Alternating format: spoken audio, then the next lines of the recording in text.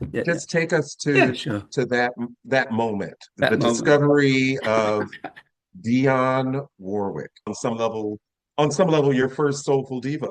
Yeah, we Right. and that's why she's the first one in the book. Yeah. Because, well, it's really, I'll tell you, I'm trying to keep this as brief as possible. So I'm in school, I'm going to a grammar school in London, and my classmates like British music, and I did too. I mean, I can't say I didn't listen to any British music. Well, the Beatles were also a part of my introduction to R&B in a sense because they covered a lot of R&B hits in America with their own versions. And of course, sometimes well, in this particular case, they would put the names of the original artists in the sleeve notes. They would make reference to them, not the Beatles themselves, but whoever wrote the sleeve notes. So I hear all these Yes. strange names, the Marvelettes, Please Mr. Postman, the Miracles, You Really Got a Hold on Me. What was the other one? The Shirelles, Baby It's You. These are all songs that the Beatles covered. So then, in a sense, that was kind of that somehow resonated in my memory banks. And one of the proteges that the Beatles had, or I should say, the manager, Brian Epstein had, was a lady called Cilla Black. And Cilla Black was a redhead. Well, that has some resonance, but that's another conversation. Anyway, so and I had an argument with one of my classmates because Cilla Black had recorded the song Anyone Who Had a Heart. And of course, Dion was the original version of that song. And I'll Yes. never forget, his name was Roger Waters.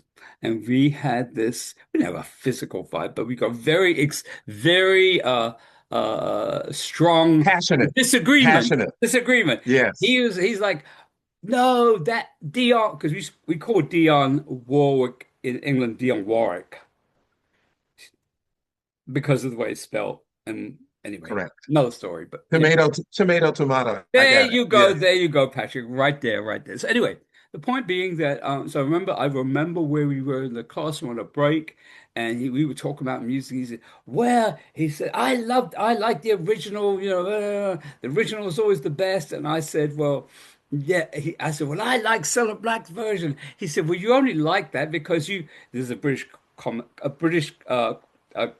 way of speaking because you fancy her, meaning, I had a crush on her. I did. True, true. Confess, I had a crush on Cilla Black.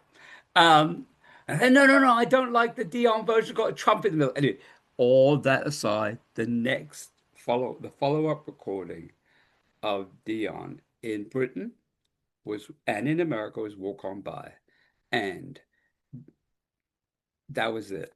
I'm sorry to say. And you couldn't walk on by. You couldn't No, I walk on by. couldn't, Patrick. I couldn't. And all the Dion photographs on all the Cilla Black photographs on my bedroom wall came down and were replaced by photographs of Dion.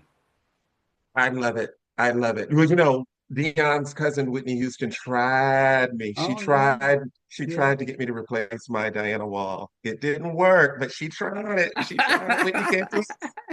Whitney came close to replacing Miss Right, Ross, right. but she didn't quite get there. She didn't quite get there.